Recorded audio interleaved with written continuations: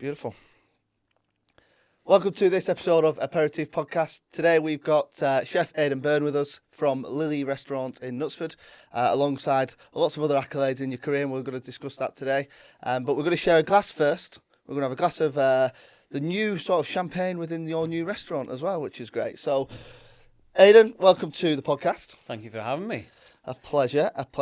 So we're going to have a quick glass. We're going to quick aperitif first, and then we're going to delve into your career, your background, your philosophy, everything you're doing now, everything you've done in your past. Not to go too far back. So yeah, I've got plenty of time. Plenty to go at. Well, first of all, let's have for the listeners really is how we met. So we only met a couple of weeks ago, probably pre-launch of your restaurant. We were sat in the new fit out of Lily in Knutsford. I think it was still a building site. It was sort of 50-50. It was getting there, wasn't it? It was getting there. And we were very fortunate to be invited into your place to try some champagne for the new restaurant. And this is the wine that you and the team chose. So this is Henin de Louvain Cuvée Harmony from one of our producers at 26. And this is a blend of Pinot Noir, Meunier and Chardonnay, and it's become the new by the glass wine at your restaurant. So very quickly, Aiden, give us a little intro into Lily as a restaurant and what the new place is over in Knutsford. Well, first and foremost, thank you very much for inviting me on here, especially drinking a glass of champagne this early in the morning. Not bad start to Monday. Right, so Lily was it's a 32-seater restaurant. We targeted to be 35 for the financial reasons, but it turned into be 32 because of the restrictions of the table sizes. It's a small, intimate restaurant. When I say intimate, I don't mean it's not quiet. It's not intimidating. It's intimate because it's got 3 tables in every area. So it's a little bit. It's got nooks and crannies. It's an old building. It's 1400s. It's steeped in history. But it was a building that took a lot of work and a lot of effort to bring it back to where it needed to be. I think it had been neglected quite a lot, previous tenants. And now it's our new home, and it very much feels like our new home. And my wife and I are enjoying life in our new home, doing what we want to do, doing what makes us feel comfortable. You know, it's just adorable. And we've decided to do a 4-day week.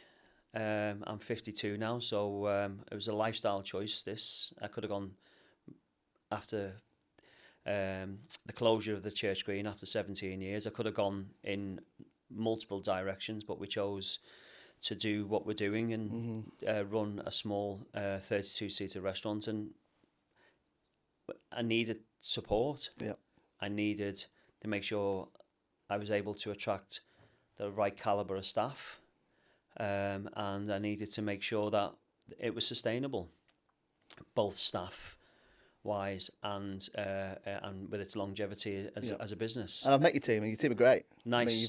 I mean, with the current staffing troubles everyone's having in the hospitality industry, I mean, I know it's different in the north than it is maybe in London and things, but yeah, I was very fortunate, like I said, to meet you a few weeks ago when we was pulling the wine pairings together for your first menu and stuff. And your team are great. Yeah. And you've assembled that from local talent and. We assembled it from firstly Nick Hill, who we worked at Manchester House together, and Nick has got a phenomenal passion for wines. We were a little bit nervous about that side of the business, to be honest with you, because I'm not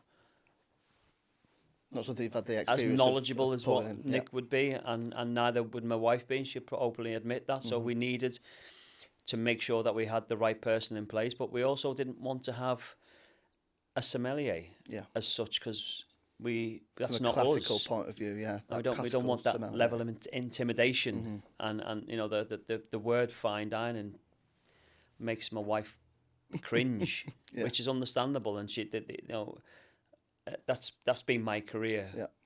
But I've always tried to make it quite casual and tried to make it quite personable, and I think what we've got now is a real representation of her and me together.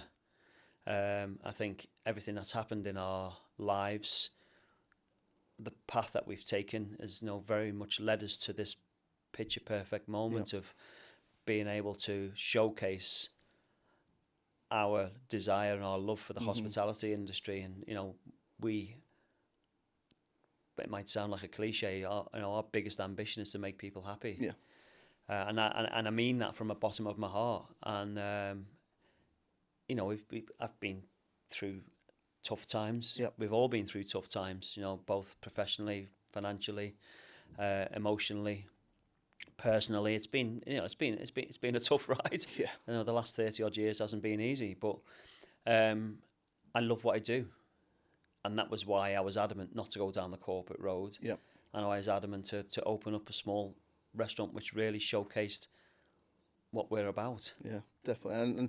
And like I said, I think when I visited the place for the first time, obviously we met for the first time, I think that was that instant sort of connection with both yourself and Sarah was the approach to fine dining, should we say, and making it approachable, making it hospitable and such a welcoming environment, even just for us as a potential supplier coming in to meet you for the first time. And we sat around the dining room table, you served us some of the dishes, and we pulled together with the guys at some of the other suppliers to basically have that family feel around that table. And I could feel that straight away stepping in. I mean, I'm fortunate to work with a wide range of clients, and they're not always welcoming as that. So I think instantly it was, and the fact that it was a business led by the both of you as well, similar to our business with me and Naomi in terms of our passion, and came together to build our business. And now you're in that stage where you're working together with Sarah in a different setting. And there's no nicer place to be.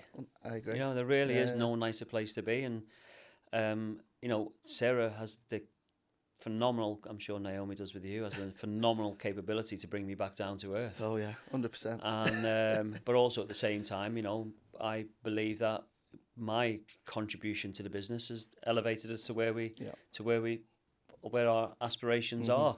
So we're a great team together, like an unbelievable team together.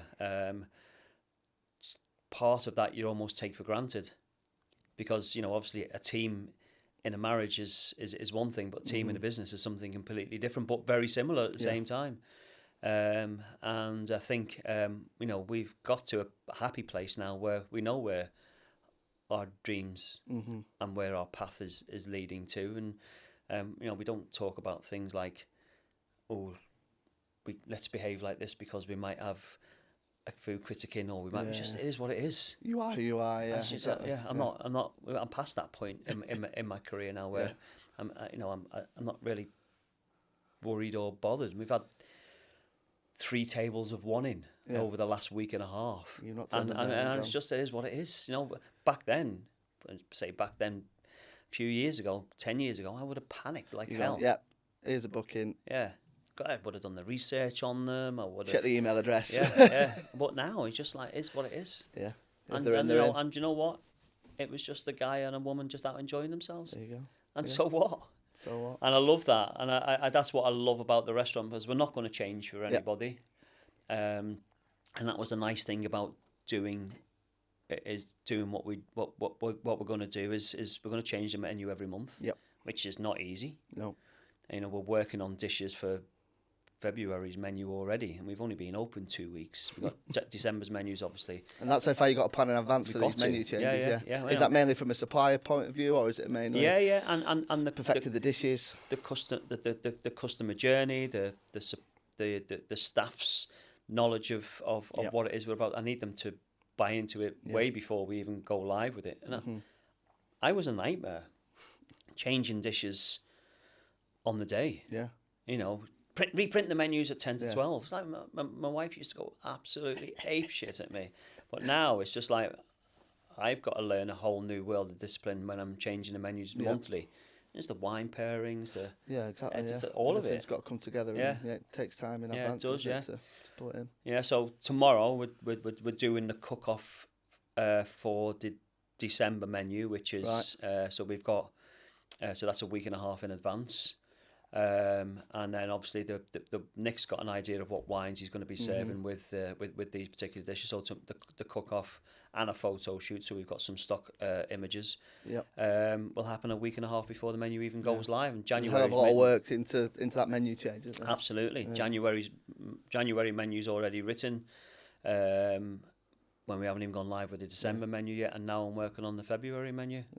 So it's.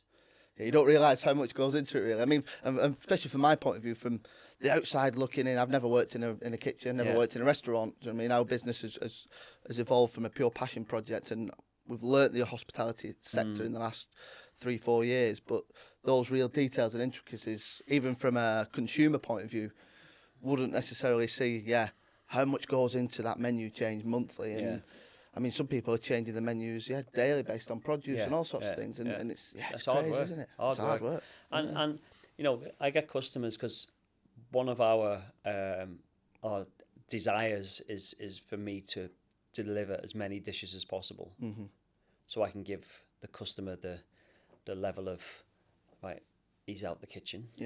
He's pretty much sat down with me, chatting away to me about why he's come up with these particular dishes and what how he's come about the idea of these dishes and why they've why they've actually come together. And that's changing as well, isn't it? You've seen a lot more chefs come out of the kitchen. Yeah. I love it. I actually love it. 100%. But you've not only have you got to come up with the dishes, you've got to come up with a way of actually these dishes being able to come together whilst you're not actually physically in the kitchen. Yeah. Because I am in the kitchen. I'm the first in at 5 o'clock in the morning. I'm the last out. But actually delivering it, I need to make sure that menu runs and we can be getting ready on the next 2 tables whilst I'm out talking to table 2. Yeah, and building that whole journey and that whole experience of very much so. Of, like I said, having a chat with you and being able to do that. And I think that just breaking them barriers down. Them barriers. We've got a completely open kitchen. I mean, when I say completely open, it's from floor to ceiling, completely open, and it's the same desire that I had in Manchester House. I want the engine room is very much on display, warts and all. The kitchen porters in the background. We're all there to be seen. This is who we are. Let's do it. And then me going to the tables and having a conversation about the food and answering questions and almost not forcing our ethos on people, but just letting people know, that we're just humans. Giving that full experience, full intro into you as a chef, as a restaurateur, and Sarah as the family, and just giving them that full exposure, really. And that's what people want. People want those unique experiences. Not everybody wants white tablecloths and silver service these days, do they? Just breaking down that stigma of what fine dining is about. Let's have some fun. And do you think that's more relevant to the northern market? Not to really sort of talk about that north-south divide, if there even is one these days, but from our point of view, my experience as a northerner working in the hospitality industry and having a lot of clients in London and working with places in London, for us with champagne, it is trying to break down those barriers and that stigma attached to a pretty sort of classical drink. Is it similar in terms of opening a fine dining restaurant in the north, of having that sort of I think you can probably answer that more than I can. I'm very much rooted in the north now. Obviously, I've done my training in the south. There's a lot of restaurants that I would like to go and eat in the south. A lot of restaurants that are categorised as high-end restaurants, but also there's a lot of restaurants that have got similar accolades to those high-end restaurants, which are doing it on a more casual basis, but still got the same accolades. So I think there's definitely a lean towards people just enjoying themselves. There's people who can come and eat in our restaurant, in that calibre of restaurant, who have saved up. Might come out once a year. And there's people who can do that every week, because they've got the disposable income to be able to do that, and that's just like me and you going to Chippy. So saying that Chippies are well expensive these days. Flipping heck. Friday Chippy costs you like 30 quid these days. It does, and I was, we got we had a diner come into us the other day, and our tasting menu, 9 courses for £90 is, I think that's personally, I think that's cheap, but for some people that's a lot of money. And when you look at it, the amount of work that goes into one of our courses, but we're looking at £10 a course, 9 courses. The amount of work that goes into one of our courses, and you can't buy a pizza from the for a tenner, no, exactly. From the supermarket shelf for a tenner. No. So yeah, it is great value. And so you got to think about, £90 a lot of money, and you might get criticised for being an expensive restaurant, but with the quality that you're serving and the people that understand you as a chef and have known you throughout your career as well, that £90 for a tasting menu of your quality at the moment. We should be 135 quid. Well, yeah, if you were in maybe not Manchester city centre, but London city centre, it'd be probably double. Yeah, easily. But in pro rata, our rates would be more, and the rent would be more, and so on. So it's all pretty relative. But with regards to the business being a new business, introductory to the beautiful Knutsford market town that we're in, I think £90 is probably the most we could have gone, and then let's just see where that takes us. If that's sustainable, then I'll leave it at that. If it's not, then we might have to make changes. There you go. But, well, I've been very fortunate to taste some of your food whilst we did the wine pairings, and I must say, pretty special and great to have something like that in Knutsford as a town, and not necessarily in the city centres or on the outskirts of a city centre up in the north of Liverpool, Manchester, or somewhere like Chester as an example. So it's nice to have something that's pretty new to Knutsford High Street, really. So brilliant. Right, well, should we have a little glass, a little taste, mate? Yeah. Here's cheers to Lily. I'm sure it's going to be a great success. Cheers. Cheers, mate. So as we have a little taste, we'll roll it back then. We'll delve back to your early days of learning the trade, really, mate. I mean, as a 52-year-old now, up launching a new business, to going back to your college days, I suppose. Tell me about your training. Tell me about how it all started for you getting into the world of cooking. Well, 52. It just seems a bit mad that it's all just gone so quickly. It's I was in Newcastle the other week with Kenny Atkinson. He was like, "What are you doing? What are you actually doing?"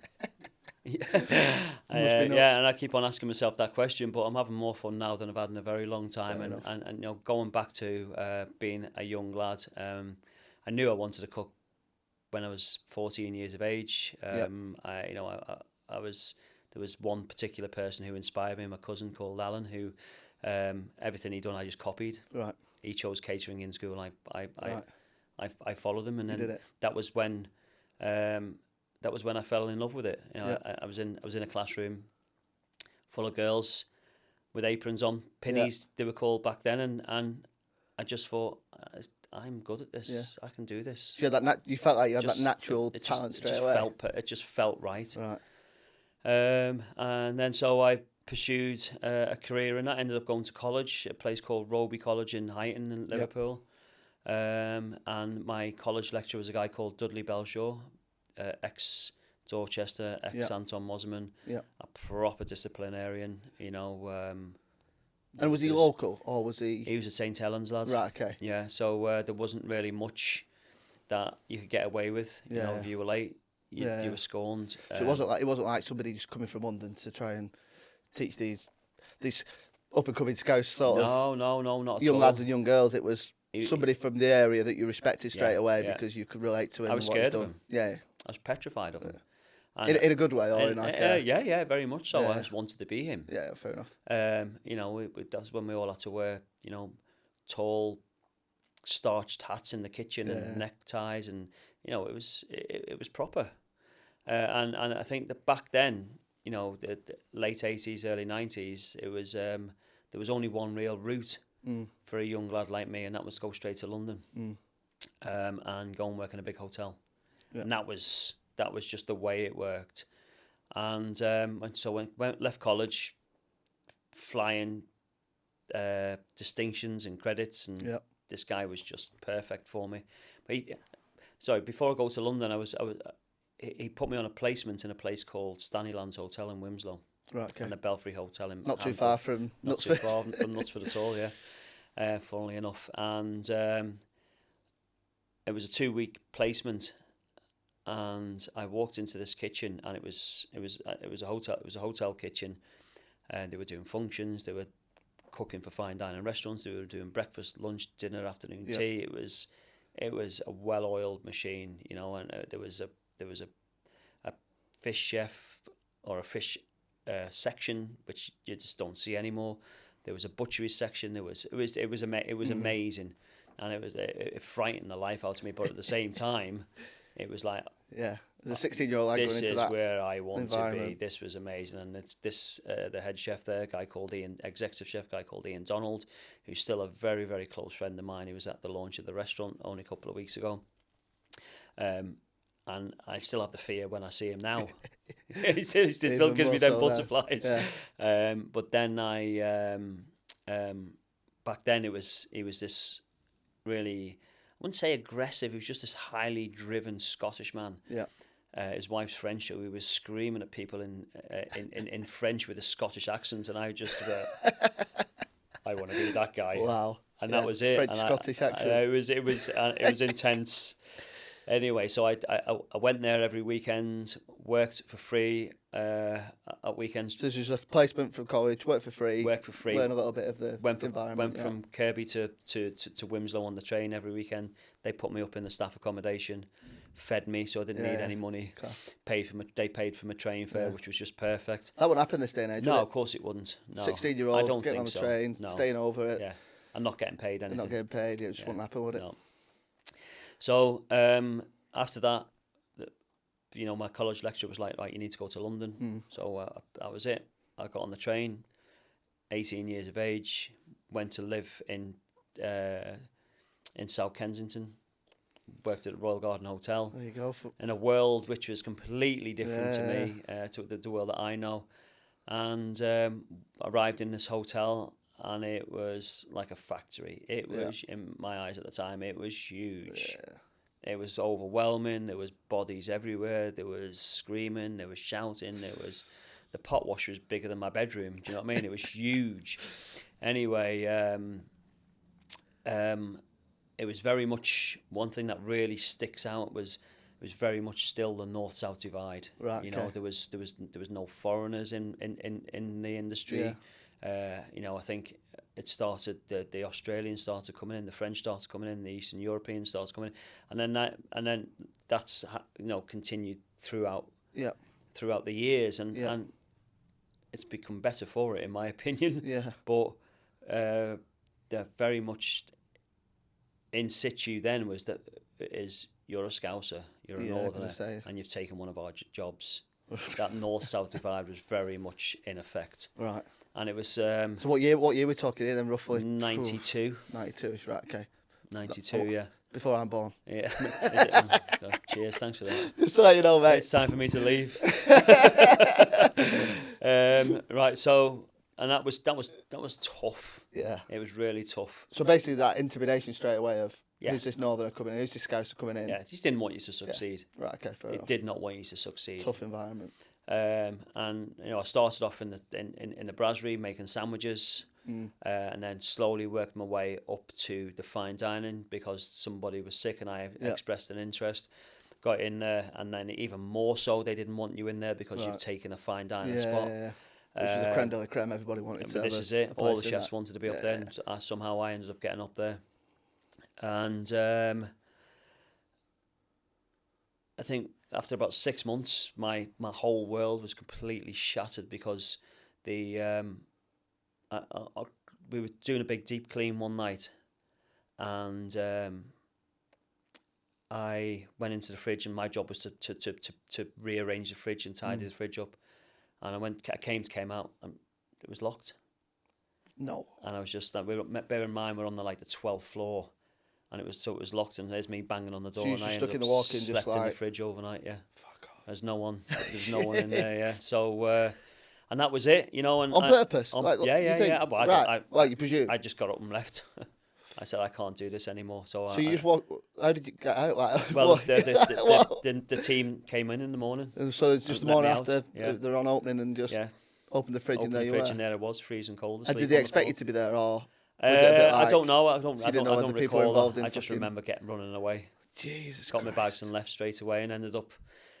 My world was shattered. That was it, yeah. You thought my world was shattered. You know, all I ever wanted to do was be a chef. All I ever wanted to do was to be in this world, and then I failed. In my mind, I failed. They even though it was nothing to do with you, Yeah. it was other people's actions. Yeah.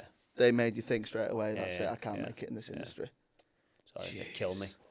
So then I ended up going to where was the next best place? It was the Chester Grosvenor. Yeah, so you come back up north. Back up north, came back to my mum, cry my eyes out. Yeah. Oh, I don't know what to do. What are you gonna do? Yeah. Ended up going to Chester Grosvenor and asking, can I work for free? Because they didn't have any positions available, because Chester Grosvenor was the perfect place to work. Yeah, so I came back up north, with my tail between my legs, devastated, literally heartbroken. Went to the Chester Grosvenor. But you still had that will to want to be involved in the very industry. much so, yeah. I just you went to the Grosvenor and asked for a job. So. Straight away. Yeah. And there was nothing available, so I just said, okay, is there any chance I can work for free? So back then, Paul Reed was the executive chef. Simon Radley was a sous chef of the Arkle. So they put me into the brasserie. So I was working in the brasserie. Yeah. And I even still, you know, it was a very disciplined place. Because they had a star back then as well. Yes, the Arkle had a star, Right, but I was in the brasserie. Yeah. Paul Reed was executive chef of the Dorchester. Yeah. Anton Mosman. You know, they were. It was a tough gig. Someone ended up leaving. I got the job. Someone left the brasserie. Went into the Arkle, and then you know, I learned everything classically. Everything, you know, learned how to make sabayons, hollandaises, sauces. It was just a picture perfect place. So that was like your first real learning experience in the kitchen. Yeah. Classical French cooking. How to run a section. Yeah. How to be, how shall I say it? How to be responsible for things actually happening in the kitchen. You know, food that went on the plate, you produced. You're still only 18, 19. Yeah. I had a great time there. I think I spent about 18 months there, and then a job came up in West Yorkshire, in Otley, a place called Pool Court, another one-star Michelin restaurant. Again, spent about 18 months there. Back then, I was told that a year was the max you had to do. Get a year under your belt, learn what you can, and get out, which I completely disagree with now.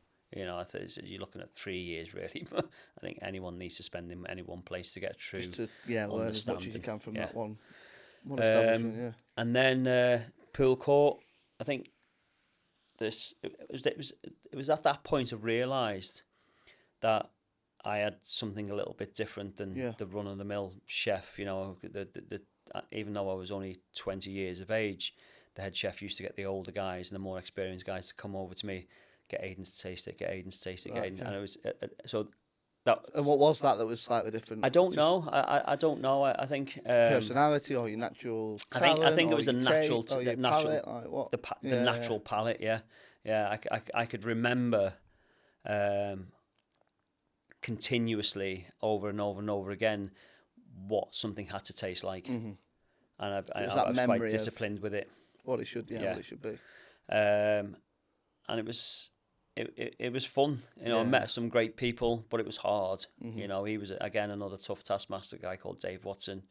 I'd done a year and a half there, and then back then when the catering hotel keeper was the be all and end all, there was obviously no internet.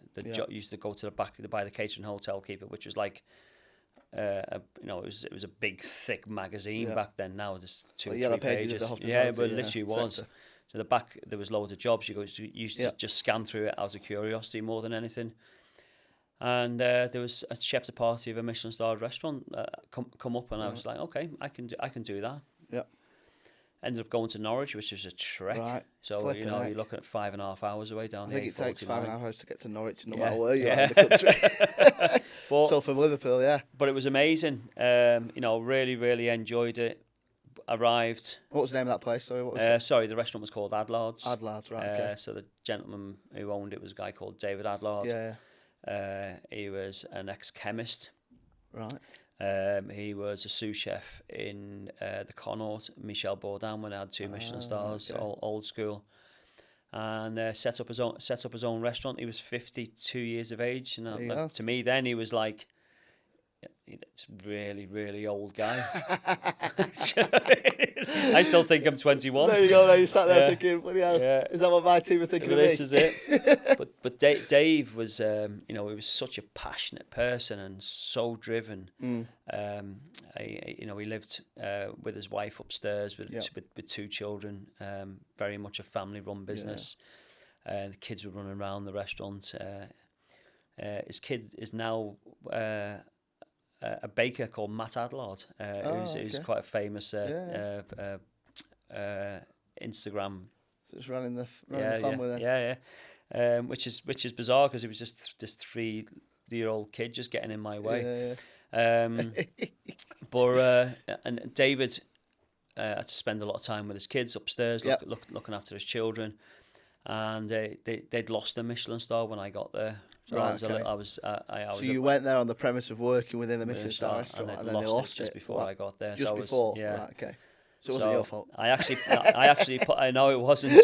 I actually pulled out of the position. I actually said I don't want it anymore. David, mainly because of that star status, or yeah, and I was being convinced to stay where I was. Right. Okay. And so David phoned me up personally and went, "Don't you dare do this. I've made plans for you in here and blah blah blah blah." And I was just like, okay. So I ended up turning up. Right. Took the job on, and there was like 2 or 3 chefs in the kitchen. It was a tiny kitchen. And then David, obviously going upstairs dealing with his family. And I after about 2 months, I said to David, I said, "Listen, there's a reason why you've lost the stars. Is the moment you leave this kitchen." I said to him, "You need to spend more time in the kitchen." Yeah. I certainly wasn't touting on people. I just said, "You need to spend more time in the kitchen. The moment you leave the kitchen, the standard, they just throw out whatever." Right. And he was, he literally grabbed me by the scruff of the neck and said, "From now on, Aiden's the head chef." So at the time, I was 21 years of age. Jeez, yeah. I'd never cooked a piece of meat. I'd never made a sauce. I'd never worked on the pastry section. And I was a head chef at this restaurant. Just because you had the bollocks to say to the owner, listen, this is why you've lost your star. You need to fix this. You need to fix this. Jeez. If I'm going to spend however many years here, away from home, at least I want to work in a restaurant that's got, the last 2 jobs were Michelin starred restaurants. Anyway, and that was it. So you took the job and they left. What, so the team left. The team left. Yeah. Right, so we ended up because of that change. Because they didn't want to work for you, or because pretty much so. Yeah. This guy's only just turned up. Who's this? Young 20-year-old. Yeah. So then we ended up employing a couple more people, and then I just didn't. Dave said, "Well, off you go. Show me what dishes you want to do." So I just done dishes that I'd done in Poole Court. I'd done a mix of dishes from the Chester Grosvenor. Just trying to bring stuff together. I was overcooking meat left, right, and centre because I'd never done it before. Yeah. And then about 8 months into it, we got a phone call from, or I answered the phone from a guy called Nicholas Landon. I didn't have a clue who he was at the time. Anyway, lo and behold, it was the food critic from the Financial Times, married to Jancis Robinson, who you'll obviously know very well. And they said, "Oh, is David there?" And I was like, no. Can I take a message? He went, "Oh, yeah, it's Nicholas Lander from the Financial Times." And as soon as he said that, I went, made you think, all right, okay, somebody important on the phone. Yeah. He said, just do us a favour, just let David know that they've got the Michelin star back. I was just like, "You what?" Wow. And that was it then. So 8 month journey of going in, maybe not taking the job. It's lost its star to actually. Yeah, given the main gig and regaining it. Regaining it, because back then it'd never been done before. Michelin would never give back a star that's taken away from somebody. That was it. You was out the thought process. Yeah, you've lost favour with them, kind of thing. So that's one hell of an achievement. Yeah, but I didn't even think about that at the time. I was just this kid doing, teaching myself how to cook, really. Wow. But I think the reality check came when we had to go to the dinner at the mum champagne dinner at the Savoy. Yeah. And Dave was like, "You need to go. I said, "Okay." I didn't have a girlfriend, so I said to some girl that was living in there, I said, do you want to come? Do you want to come with me? Kind of thing. Come to the Savoy. Let's So do it. Hire a suit from Moss Bros because I'd never wore a suit before. And then I was stood in a room in oh, excuse me, sorry. I was stood in a room in the Savoy with people whose cookery books I'd bought to teach me how to cook.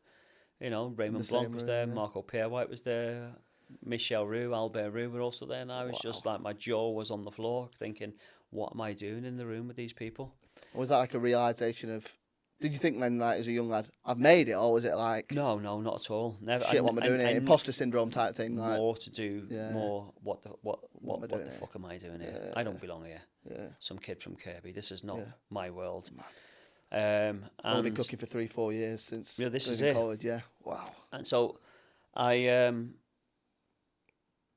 was sat in the audience, and I didn't realise that I had to go up and collect an award. So it was in this suit which was completely oversized, and Brian Turner was on stage, and he was doing a comparing, and I don't know whether it was because for Adlards we were right at the beginning of the David Everett Matthias had just got a star as well at Champion Sauvage, and he was there, and Brian Turner said, there's a young man in this audience, and I wasn't really paying any attention. There was just this white noise in the background because I was just a bit of a blur. It was, a young man in the audience who's achieved a lot of more than what a lot of us would have only dreamt of at his age. And he said Aiden Byrne from Adlards Restaurant, and I was just like, he's just said my name, and the girl I was with said, you need to go up. So I went up, and he said, here's the microphone. He said, you know, have you got anything you want to say? And I was just like, fuck off. Are you actually being serious? And I was just like, I didn't say that out loud, but the only thing I can come up with, and I was holding this glass award, and it was just like, all I could think of was Terre, and then walked off the stage. Walked straight off the stage, and I was just like, so obviously it was a massive round of applause, and then and then that was it then, and then it was the next 5 years. Everyone knew who you were then, that was it. Well, I don't know, because you don't know if everyone knows who you are, because there's no social media to tell you that everyone knows who you are. Yeah, different world then, isn't it, I suppose, You just go back to your kitchen, and everything just becomes normal. And you weren't working in London then, so you're in Norwich, so you're not even in the city where you so can it was all the same, mingle with these people. All the same nonsense that we were dealing with before, that was all still waiting for you there. And there was praise in the newspapers and all that kind of stuff, but you know, we're just back to normal. Literally back to normal. Then after about 4 or 5 years of doing that, you know, there was the panic: are we going to keep the star of every year? But we did, and you know, we done well, and the business done well, and it wasn't my business, so I didn't really pay attention to that kind of thing. I was on I was on 80 quid a week. Just focused on the food.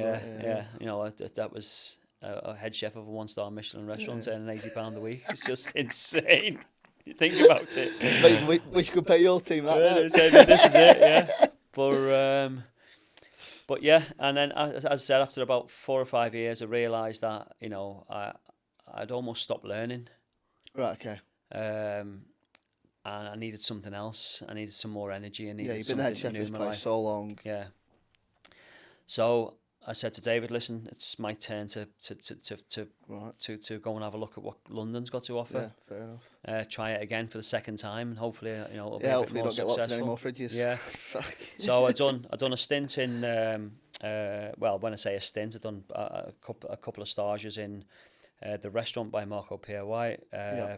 Interlude the Chavot by Eric Chavot on Charlotte Street.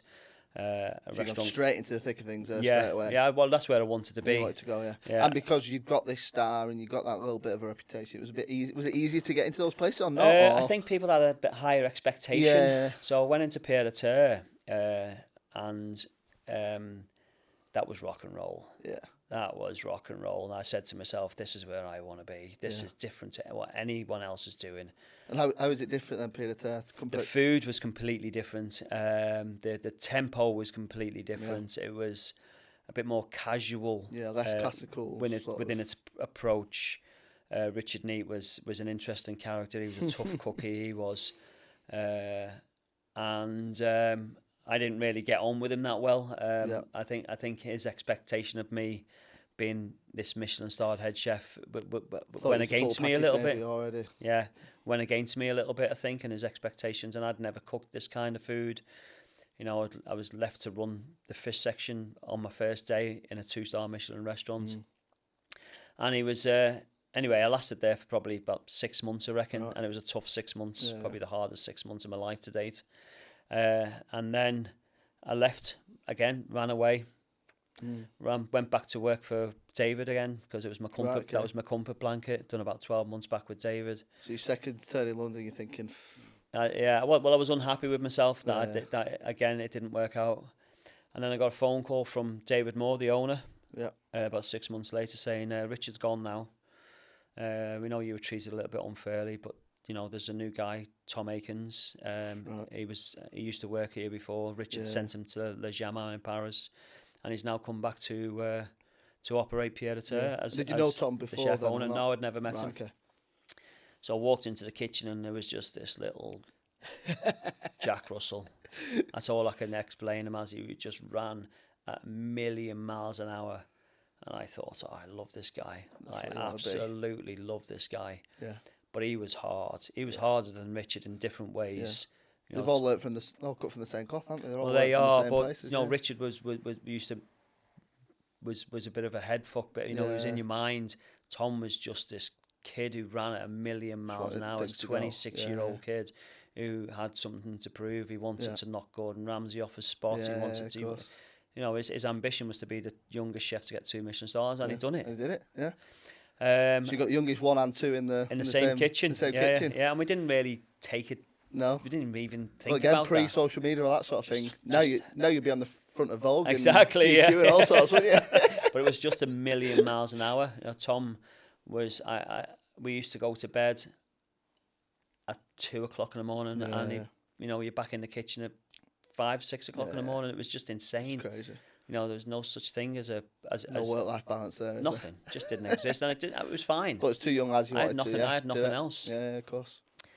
And stayed with Tom for quite a while. Again, ups and downs. I could probably tell you some stories, but I'm not going to. We'll keep that for the X-rated podcast. Yeah, it was intense. It was intense. But he had a mission. Yeah, of course. And it was sad what happened with him at Pierre de Terre, how that all came to an end. But things happen for a reason. Yeah, and, you know, of course. Everything does, yeah. I left Tom, went straight to Ireland. Right, okay. Went to work in a restaurant in Belfast. Done a year in How did that Belfast. come about then? Was just I wanted a change. I wanted to get out of London. Right, fair enough. Went to work in a restaurant in Belfast called Roscoff's. A guy called Paul Rankin that owned it. Of course. Yeah. Done a year there. Got poached by a guy called Conrad Gallagher, who had a restaurant in Dublin called Peacock Alley that had a Michelin star. Done a year there, and then another restaurant called The Commons round the corner, Richie on St Stephen's Green. An opportunity for a head chef without a chef owner operating it came up. Right, okay. So I took that on. So how did that differ then, going in with somebody that wasn't a chef that didn't? I just done what I done. I just done what I do. Free range, was it? Completely free reign. Yeah. Just it was a small restaurant, open 5 days a week. It was perfect. Yeah, absolutely perfect. I had a great team, 9 or 10 chefs, and open 5 days a week, but work 7 days a week because we wanted to deliver a proper product. And got a Michelin star. Fair enough. Out the blue, didn't expect it. It's not something that we were focusing on. Not something we were driven for. Stars falling out your pockets everywhere you go, type and it was great fun. It was really good fun. Dublin was amazing. Yeah, living and working in Dublin, I suppose. Had a hoot. It was around the millennium time, so nice. And then I got a phone call from Tom Aikens saying, "Listen, I've bought a new restaurant. Do you want to come back and work with me?" Right. And this was back in London. 2003. Right. Elystan Street. Elystan Street, yeah. And people were saying to me, "Why would you do that? you got a Michelin star in your own right twice. Why would you go back and work for Tom Aikens?" Yeah. There's just something about Tom that just drove me back Wanted in all to the go time. back in, yeah. He just excited me. Yeah, fair His enough. food excited me. Yeah. Everything about him, and it didn't disappoint. You know, when I turned up with my head chef, my sous chef, 2 pastry chefs, my brother. So I turned up with a full team. So you brought for your him. team into his place then, right? Okay. And it was amazing. And again, you know, true to form, we were working 22 hours a day sometimes, buying the produce from Covent Garden Market, you know, running around Covent Garden like you're in the middle of service. The intensity at 3 o'clock in the morning was insane. Mad. Bonkers. Yeah. But didn't want anything else. No, that's what you wanted at that time. That's how it Yeah, worked. that was it, yeah. And you made it work, yeah.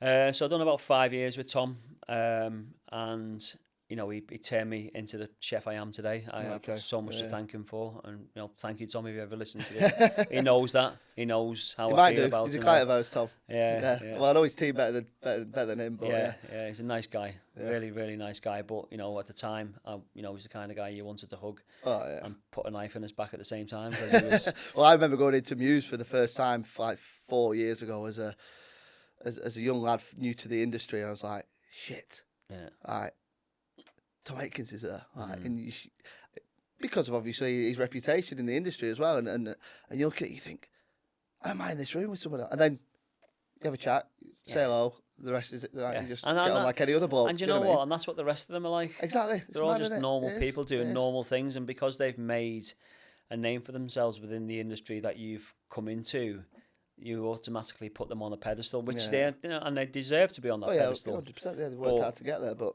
they're just normal people. Exactly. Yeah.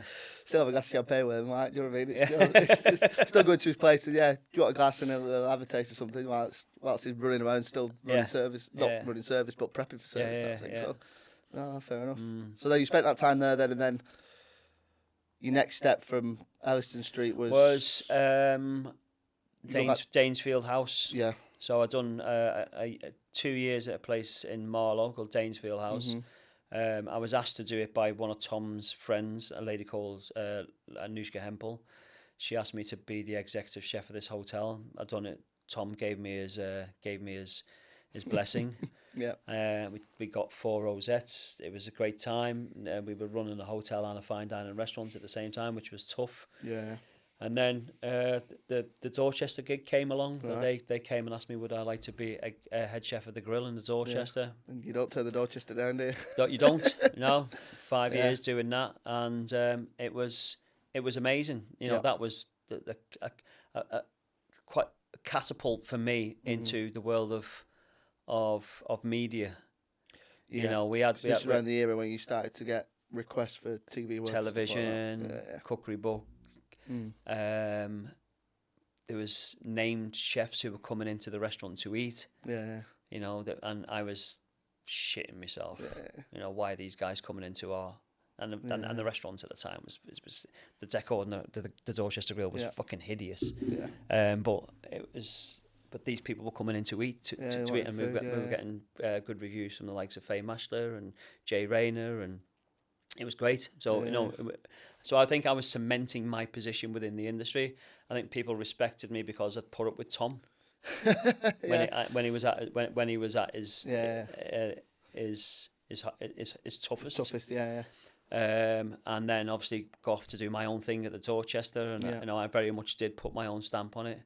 And did that feel like that? Yeah, you've arrived type thing. Your third time of maybe being in London and really cementing your place in.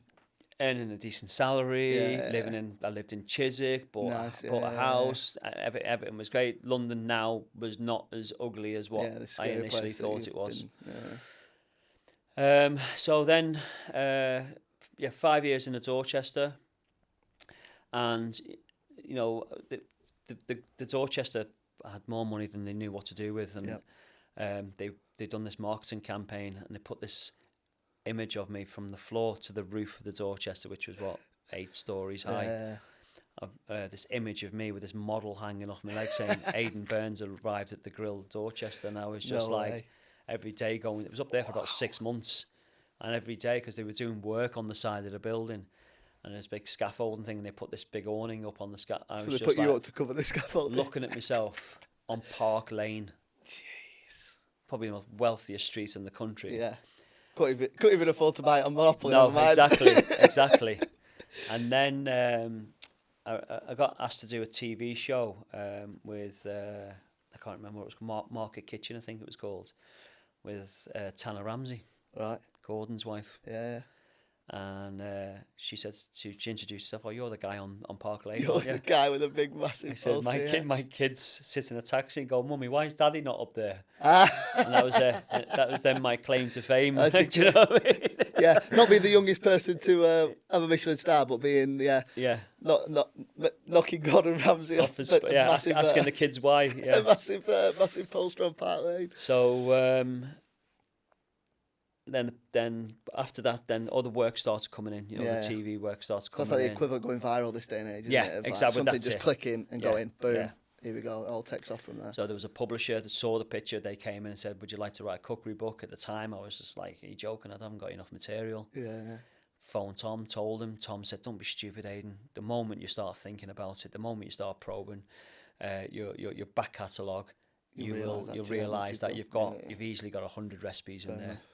And that was, and he said, "And do it with the Dorchester because you can do it at your own pace. You're not trying to run a business at the same time." And it was great. And I really, really enjoyed it. I'm very grateful of the Dorchester for allowing me to do that. And then I think Facebook had just started, so social media was just getting going now. Ready to go. And there was profile photo was you in Park Lane. Well, this is it, yeah, pretty much so, yeah. And there was an app on Facebook. Are you interested? Right. And you could go around poking people. Oh yeah, anyway, pokes. Yeah. There was one particular woman who caught my attention. I was single. One particular woman that caught my attention, and it was my now wife, and I kept on poking her, and she was like, poking her, go away, you weirdo. You look far too old for me. So you met Sarah on Facebook then? I met her on Facebook. Right. Yeah. So my daughter says, the question of anyone ever asked my daughter was, where are you from? She's I'm from Facebook. I'm from Facebook. Facebook baby. So, but yeah, it was. We met each other. So you met whilst you were still at the Dorchester. Whilst I was still at the Dorchester. So we met online. And where was Sarah living at the time? In Leeds. Leeds way, right? Okay. Yeah, she had 2 young kids living in Leeds. I think we met in I'm going to say the January online, but we didn't physically meet until May. Yeah. Right. Okay. So we were talking to each other every day. But we were in love with each other before we even met each other. Right. And then we actually said, you do realise if we meet up, then that's it. Then there's no turning back. So we met up in May, and then and the rest is history. We've been with each other for 18 years. So so that that's the London gig over and done with. Yeah. So you left London. You met Sarah back up north, and we the Church Green. Sarah's parents had the Church Green. Right. Okay, and they were doing a menu change. And I said, trying to impress the in-laws, do you want some help? Do you know who I am? Yeah. Do you want some help? I turned up with a load of my cookery books, rewrote a menu for them, and whilst I was in the kitchen, the head chef of the pub just was nowhere to be seen. And I said to Sarah and her dad, what's going on? If I was in this position, I'd be in there watching every movie I make. Someone of your caliber's coming into the kitchen. This is it. I think this young chef, I'm presuming he was young, man. Yeah.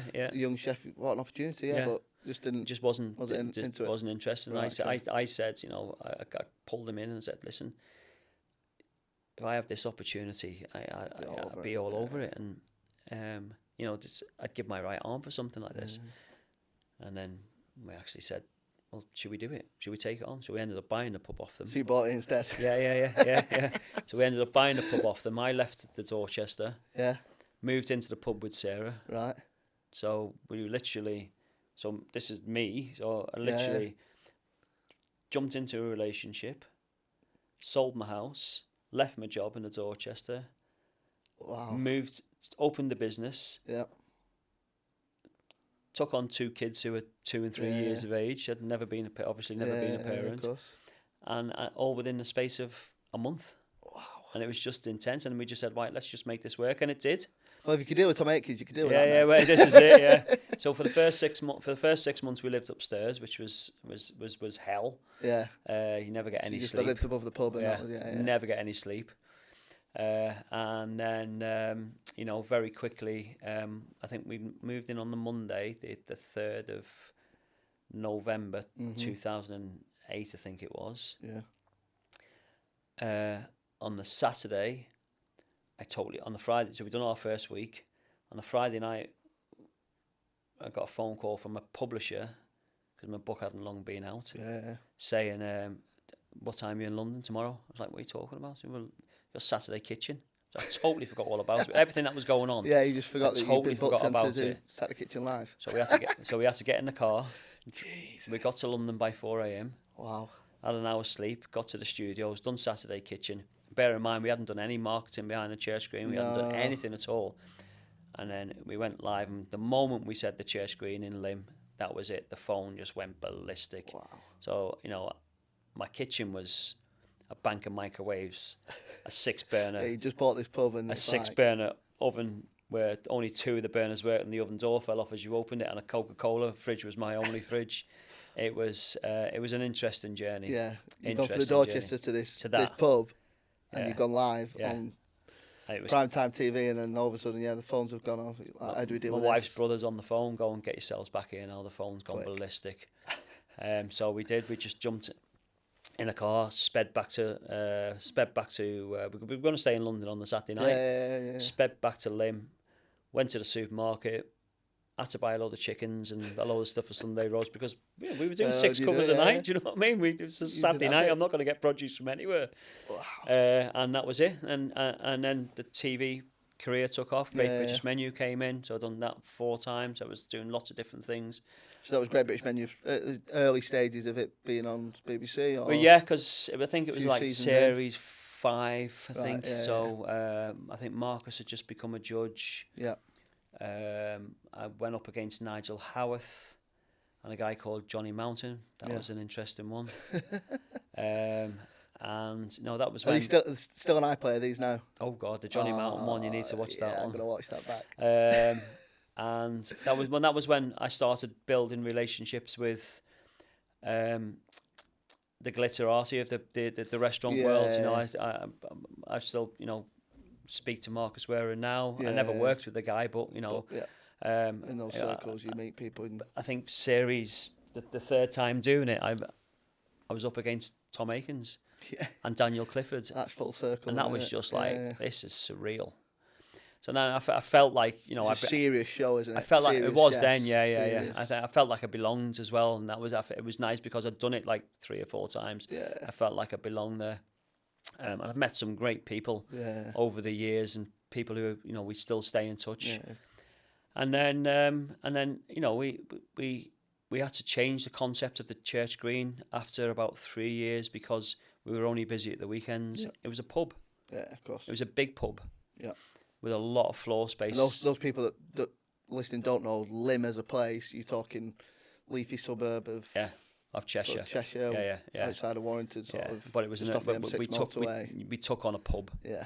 And it was, as I said, it was a big space. Yeah. The rates were high, the rent was high. Yeah. And we were trying to do a fine dining restaurant in a pub, which didn't have massive money for investments. We just basically put whatever we earned back into it, so it didn't really fit the food. Yeah. So we said that let's turn it into something more casual. So we came up with the concept of the British Grill, which we were just doing pub classics, steaks, really good steaks, really good pies, burgers, and it flourished. Yeah, of course. But I was chomping at the bit. I had a chance meeting with a guy called Tim Bacon from Living Ventures. He changed the face of Manchester when it comes to the hospitality industry, and he wanted to do a fine dining restaurant, and that's where Manchester House was born. Yeah. And that was just one of the most phenomenal journeys of my life. That was it was amazing.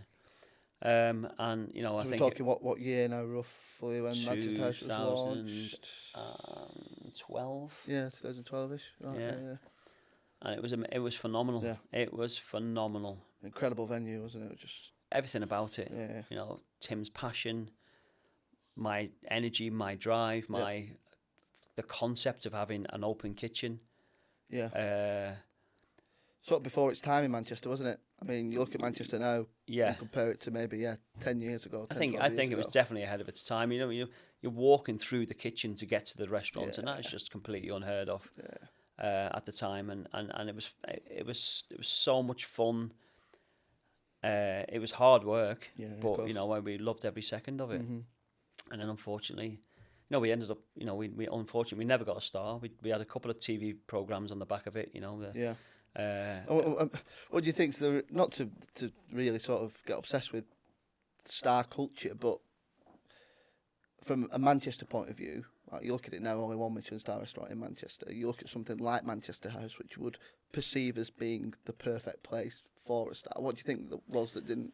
Well, not that there's a set formula, but like, no, part of me was frustrated because we managed to get 4 rosettes. Yeah. And I think we were the only 4 rosette restaurant that didn't have a Michelin star. Right, okay. But I can almost understand why we didn't get a Michelin star, and probably I'm the only one who, and I don't think I've ever said this out loud, I think I'm the only one who will understand why we didn't get a star. Yeah. Because we were doing 100 covers a night. Yeah, it was a beast. Too big, yeah. It was a beast. Yeah. You know, I probably wasn't consistent with delivering my product, and you know, I'll hold my hands up to that. It was it was you know 100 covers at 14 courses. Yes, wow. 1,400 plates of food. That is crazy. It's, you know, when you think about it, if that was a 3-course menu, you know, you're probably talking that's a 500 cover restaurant. Yeah, wow. When you think about it like that. Think it would be different now, 2024. Think the concept would change ever so slightly, or do you think would it maybe attract more accolades, if that's all right? No, at the end of the day, at the end of the day, we just didn't deliver. Yeah, okay. No, I think the food we were doing was amazing. Yeah. I think the concept was off the chart. It was beautiful. You know, it was different, which sometimes that attracted attention for the wrong reasons. But you know, but now having our own little restaurant now, and all the diners, or a large handful of the diners who are coming into the restaurant now are ex-Manchester House customers. That's testament to what that place was. What you know what I mean? Yeah. Even just coming in here, like Steve, who's producing the podcast, was like straight away like, "Yeah, we were all patrons of Manchester House." He pulled a photo out from him and his dad. Him and his dad in the restaurant and stuff. So and I'm getting loads of that at the moment, and it feels nice. Yeah. But the reality was, we didn't achieve what we set out to do. Unfortunately, Tim passed away, and it all just fizzled away, and it's really sad. It's a shame, Really, really sad. But it is what it is. Yeah. And then I went to, the next place was, I got offered a massive salary to go to 20 Stories. That lasted for D&D, 6 months. And it just wasn't for me again. And then COVID happened, turned up, so I had to focus on the Church Green. We were about to do a business in a pub. I'd take a pub on in Salford called the Blackfriars. And we pulled out of that deal. Right, okay. Because we were about to go £1 million in debt. Yeah. But we pulled out of it because COVID happened. I think I upset a few people by pulling out of that, but I wasn't financially fair enough. strong enough to put myself in that position. So we stayed. We focused on the Church Green. We turned a disused garage into a deli. We built outside. Yeah. And you know, I thought we were again doing things that we probably shouldn't have been doing. You know, everyone else was accepting furlough and sat on their arse, and we really pushed that business forward, and it was successful. Yeah. And it done really, really well throughout COVID. Yeah. But then everywhere else started to open up, and that business then, but the Church Green had grown arms and legs, so it gone from being this big to this big, and all these different stuff, And when all the customers went back to where they came from, kind of thing, we ended up with this huge void, right?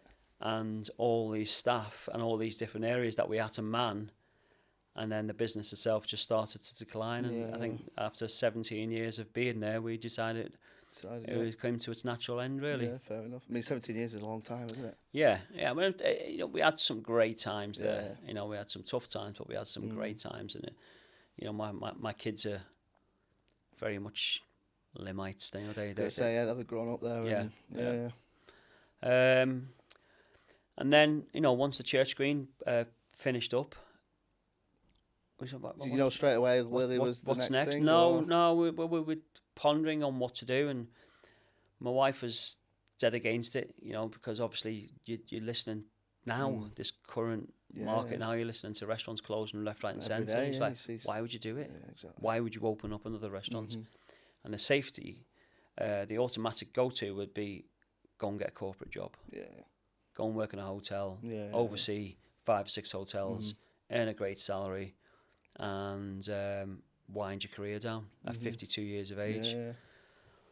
But we'll transform a listed building and open a new restaurant instead. Well, I just thought I'd be miserable, and that's more important. I've got probably 10 years left in me, and I want to make them 10 years the most exciting time of my life. That's what I want to do, and it feels like that at the moment. Yeah. So we scouted around trying to find somewhere. I spent a lot of time trying to convince my wife this is the right thing to do. I don't think I'm still trying to convince her. Still working on it. Still working on it. I think she's fully into it now. No, she really, really enjoys it.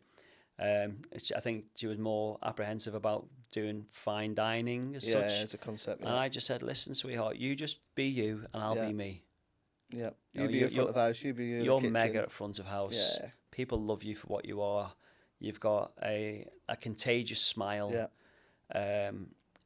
You're a normal human being. Yeah. Be real. You're not hiding behind this face of cold, fine dining. You just be you and I'll be me, and I'll cook to my heart's content. Yep. And you just, and as I said to you before, there's that cliche. All we want to do is just make people happy. Great concept, yeah. And we love it. We're only 2 weeks into it. Yeah, pretty fresh. And how's things going then? It's gorgeous. Enjoying it as much as you ever thought? Yeah, love it. Lunch is a little bit quiet, but that's lunch. We're 2 weeks into it, so I'm not going to start panicking.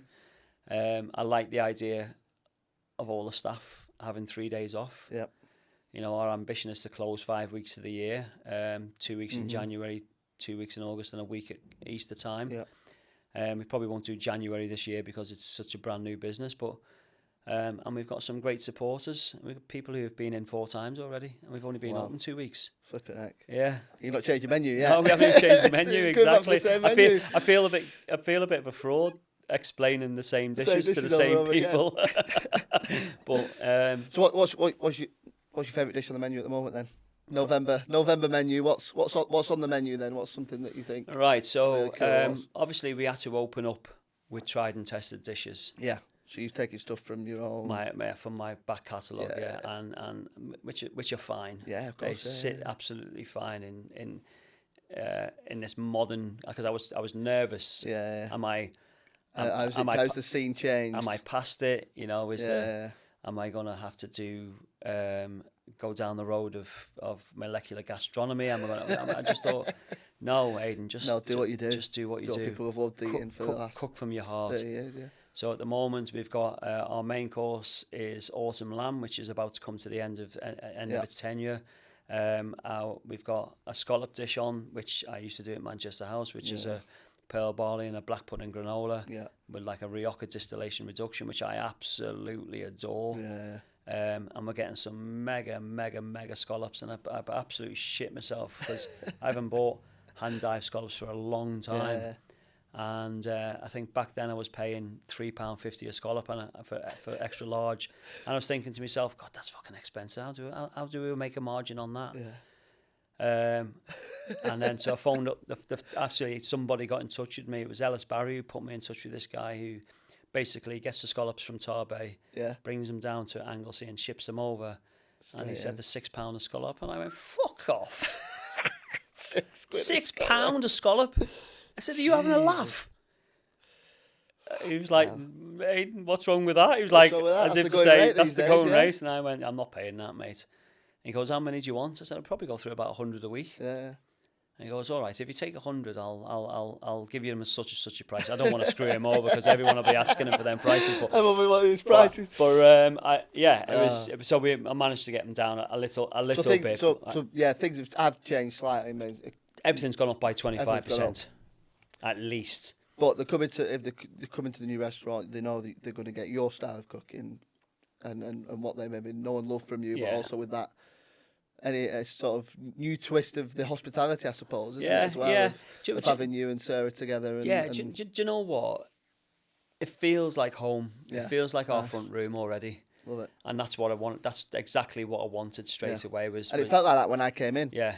And like I said, it was still a bit of a building site. Yeah. So and that comes down to people, doesn't it? It comes down to you and Sarah, setting the vibe, setting the environment. Some great guys, Sylvia, who's worked with Tom Kerridge. Yeah. She worked at Muzu in the city. And I think she's recently done a small stint at Manor. Yeah.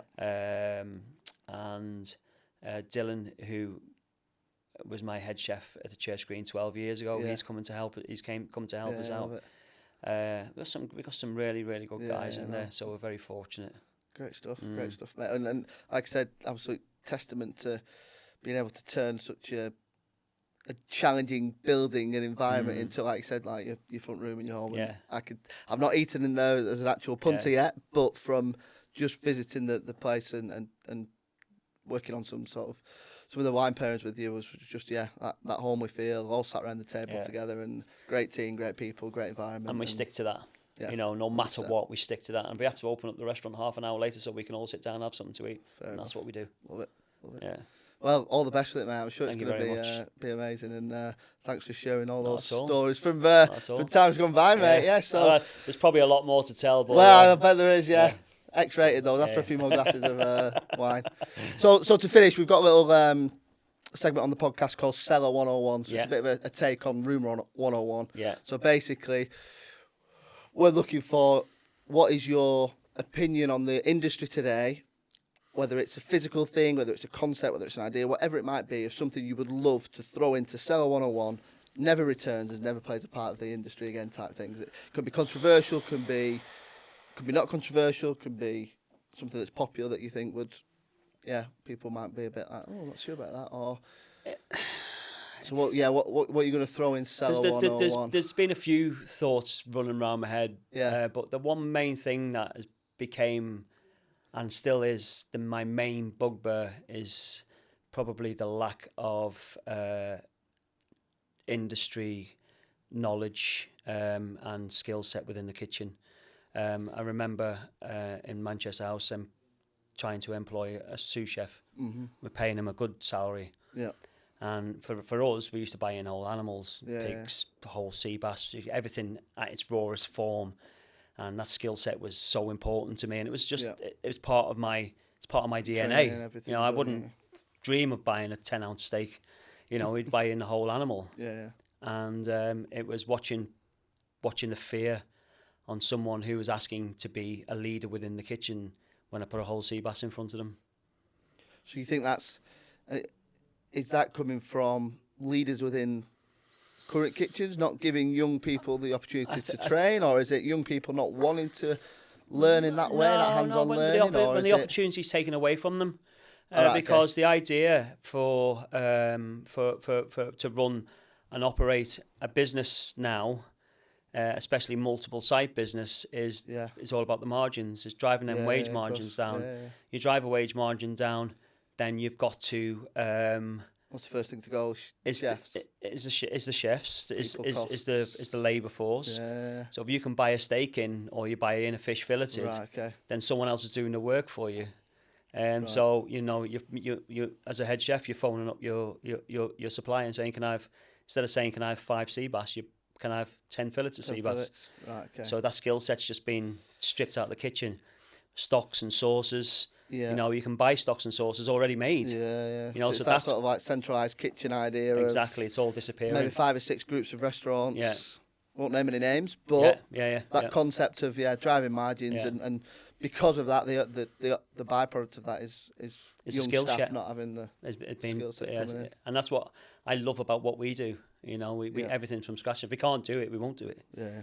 You know, we don't buy stocks and sauces. We don't buy of in course. ready-made products. course. You know, at the moment, I'm buying my bread from Field 28, friends of mine, because Yeah. I haven't got any three-phase in the kitchen yet. Yeah. So when I get when You that start three-phase making it, comes, yeah. yeah. But you're still buying off a local baker that you Off know. a friend of mine, yeah.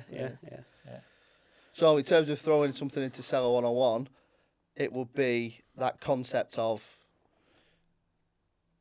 outsourced, outbought product that then makes chefs not have the skill The set. skill set, yeah. Right, okay. Yeah.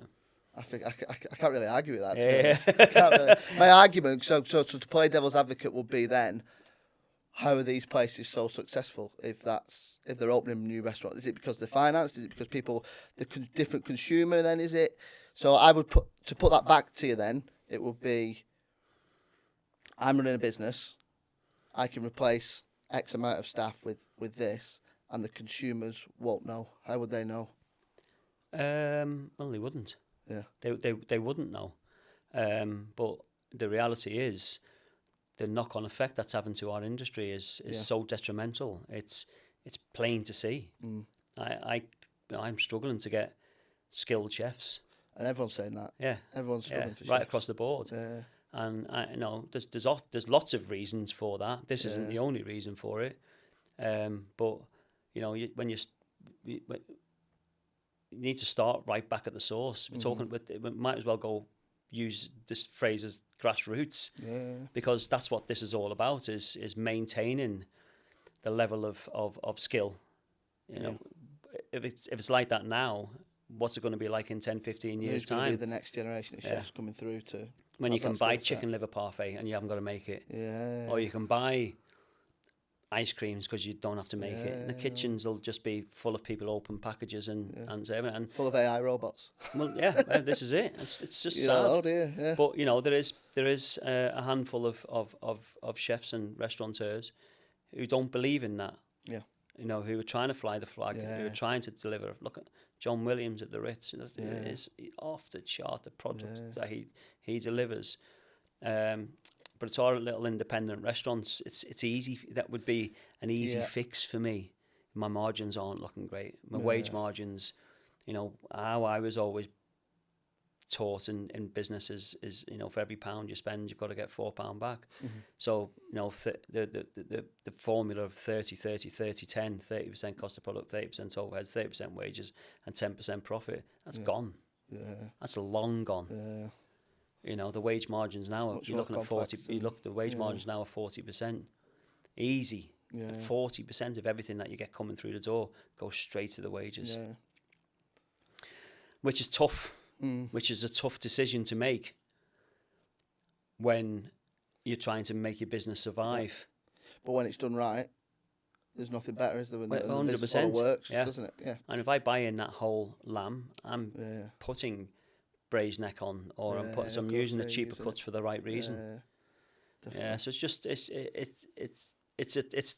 a tough industry at the moment, really, really tough, and there's some tough decisions for people to make, and it's quite hard from a business point of view to stand by your morals sometimes, because the bank manager or that side of the side of the business, we can live in this lovely glitzy world of Instagram and social media, but the reality is in the background there's a lot of shit being sorted out.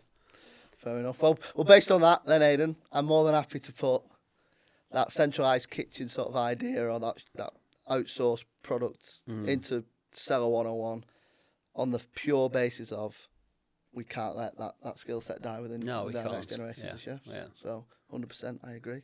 Super stuff.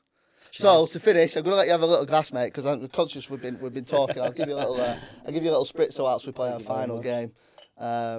So we're going to play Aperitif or Aperitif. Okay.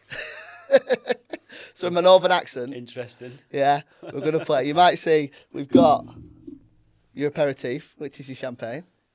Yeah, and we've got aperitif. Right, okay. So the concept is exactly. So, right, I'm going to give you a statement or a phrase or a name of something, and basically quick fire. you've got to guess. Oh, you might know. I know you like champagne, so you might know some of the champagne themes. But you've got to guess whether it's related to champagne as an aperitif, or whether it's related to dentistry, a pair of teeth. Okay. So I'm going to give you a phrase, and you have to say whether you think it's an aperitif. You pissed when you came up with this one? I was pissed. Well, it wasn't actually me. It was with me, Steve, the producer, was with some American guys, and we said, "Oh, we'll watch this podcast, Aperitif," and he searched into Spotify, a pair of teeth. So I was like, right, there's something in that. There's a concept in that. I'm having that. So I was on it. So straight on to ChatGPT. Right, We've got some things for you, mate. So I tested a couple of. I've tested these as well. This is the first time we're playing this game. So let's see how we go. We'll put some nice theme tunes in the back. I'll get Steve to make us a little jingle. So first term is crown cap. Is that to do with aperitif or aperitif? 100% dentistry. Yes. Got him. No, got you. It's to do with champagne. No way. Exactly. So a crown cap is the little metal cap that you see on like a Coca-Cola bottle. Which makes complete sense, yeah. Yeah. It's a metal cap that goes on top of the bottle when the champagne undergoes its secondary fermentation where the bubbles appear. Okay. And then they disgorge that and then they put the cork in. So yeah, that's a wow. When I came up with that one, I was like, that is a good one. I'll catch people out with that. I've got so much. I've got so much. So no points for the first one. Second one, let's go with occlusion. Occlusion. Is it aperitif? I think it's champagne, dentistry, and I think it's taking out a tooth. Oh, definition as well. So you're right, it is dentistry. Now the official definition says the alignment of teeth and how the upper and lower teeth fit together. Oh, right, there we go. Apparently. Okay. But yeah, 1 point for that. And then your final one. 1-1. 1-1. Yeah, 1-1. I'll take a point. And your final one, let's go for fissure. How do you spell Fissure. Fissure. Aperitif or aperitif? This is a guess. Yeah. Because I have no idea. I'm going to say this is aperitif. Not dentistry. No, it's dentistry. 2-1. 2-1. Come on. So apparently a fissure is the grooves and pits in your teeth. Oh, right. Are called fissures. fissures. There we go. So I threw that in because obviously fissures. One of my best friends is a dentist. He'll be absolutely mortified. I'll have to send him that clip. Oh, brilliant. Yeah. Oh, so dentistry or champagne, the game you never ever thought you'd ever play, mate. You've gone from being on the front of Park Lane to playing a game of dentistry or champagne in a little studio in Warrington. Love it, mate. Aiden, it's been an absolute pleasure. Thanks for coming on the podcast. Very much. Cheers. Cheers, mate. All the very best. Cheers.